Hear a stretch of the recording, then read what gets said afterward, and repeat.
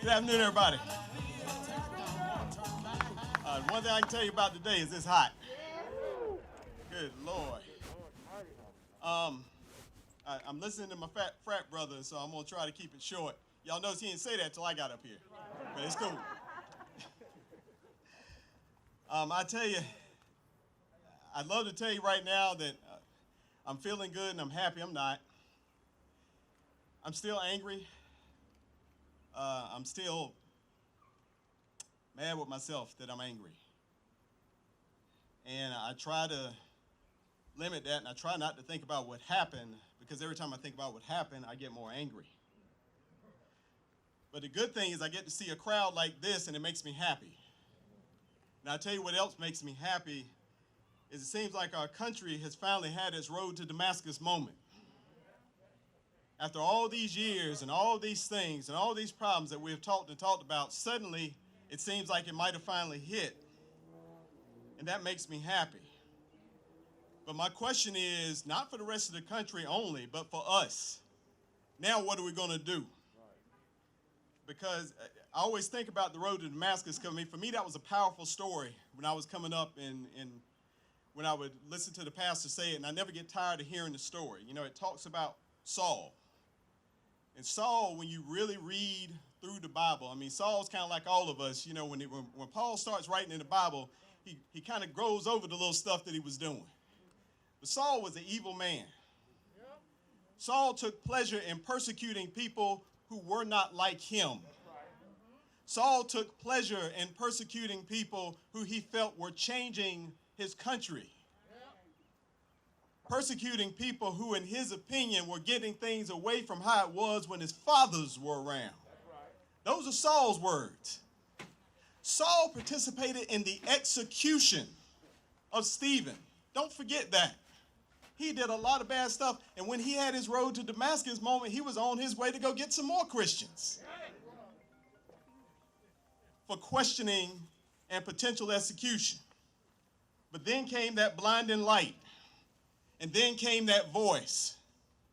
And Saul fell on his knees, and when he got back up, he was Paul. But I don't think we ever give enough detail to the story, because guess what? There were some other people on the road too.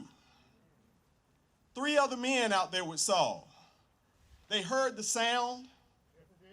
They saw the light. But they didn't change, because they couldn't hear the voice of Jesus. So my question is, who are we going to be? Are we going to be Saul that now becomes Paul? Are we going to change our ways? Are we going to stop with our excuses about how we don't participate in government? My vote doesn't matter. They're all the same. Ain't nobody going to make a difference. Or have we decided now that we're going to be Paul, and we're going to take this energy, and we're going to take this time, and we're going to put this into changing our government? Because let me be clear about one thing. Mr. Floyd wasn't murdered just last week. Mr. Floyd got murdered years ago. He got murdered when we let this country change right under us. He got murdered when we let George Wallace win. And for those of you who don't know George Wallace, go read your history books. Because it means something when George Wallace wins. It changes the way your government sounds. It changes the way your government approaches you. It changes the way your government views you.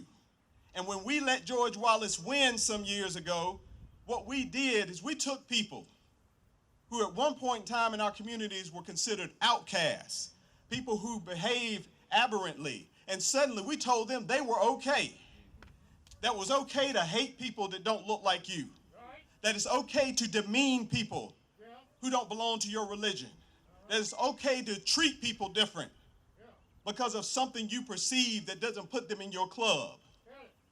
And we gave them safe harbor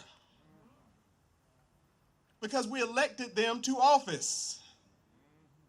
So if you want to see some change, then you've got to take the energy that we've got right now and make a change.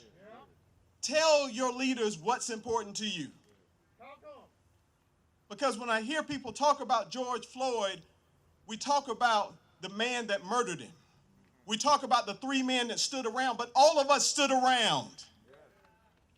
Every time something happened, we stood around. We sat and watched, and we took solace in the fact that it wasn't us that did it. The same thing those 3 officers saying, well, I'm not the one that killed him, but you watched and let it happen. So the question is, when people start coming around, because they're going to be coming around, and if I may be frank with you, you're going to hear some people right now tell you how much they love you, how much they've been thinking about you, how much they worry about you. Well, if you love me, show me.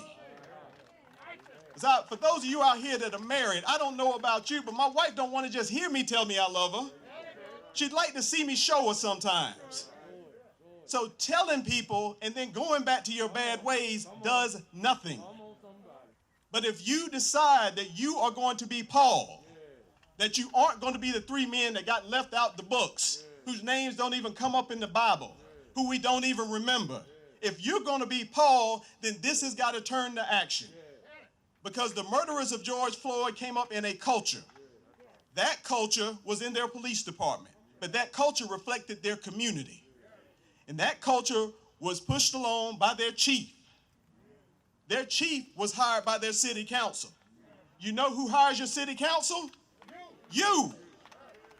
So if you tell people that racism is okay, then they're going to be racist. If you tell people that demeaning people is okay, they're going to demean. If you tell them hatred is okay, if you continue to buy into the politics of division, then this is what's going to happen.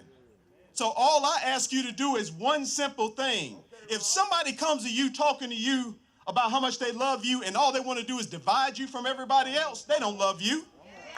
If somebody comes to you and tells you all lives matter, you tell them what Jesus said about the 99 sheep. If somebody comes to you and tries to explain to you why you should not like that guy over there, he's got a blue shirt, he's got an orange shirt, he's not as good as you, you've got to watch out for them. If that's all they can preach to you, then you need to go to another church. So what I ask you to do is take this energy and remember one thing: tolerance is good, because we need tolerance to get through this fight. We need black people, we need white people, we need brown people, Asians. I want you, Muslim, Christian, Jewish. I want you to be tolerant of other people. But you can't keep tolerating racist attitudes. And every time you vote, every time you stay home, every time you try to give an excuse for why you're supporting somebody, well, he's good on my taxes. How much does your money matter if everybody in your community that you buy stuff from is gone? So if you're serious, and I challenge all of you, those who have texted, those who have called, I challenge you. If you are serious, then do one thing. You stop tolerating it. When it's your brother, when it's your mother, when it's your kids, when it's your co-workers, if they start this racist, hateful, bigoted, divisive talk, you tell them that's not welcome where you are. Because they've got every right under our Constitution to be racist. I'm fine with that, but they're going to be racist at home on somebody else's dollar. So I'm not taking away for somebody who's going to take from this. I'm talking about your rights. You got the right to be a racist. I got the right not to support you. So thank you for being here today. Thank you for what you've done. But again, this is June. What's going to matter when you're going to tell us what you're really serious about is in November. And this ain't making it political. I ain't said once, vote for Democrats, vote for Republicans, but I'm telling you, if you support people who are racist, if you back up people who are racist, if you follow people who are racist, and you don't say or do anything, then in the words of a man that I heard run for office, I'm not calling you a racist, but you seem to be calling you a racist. Thank you.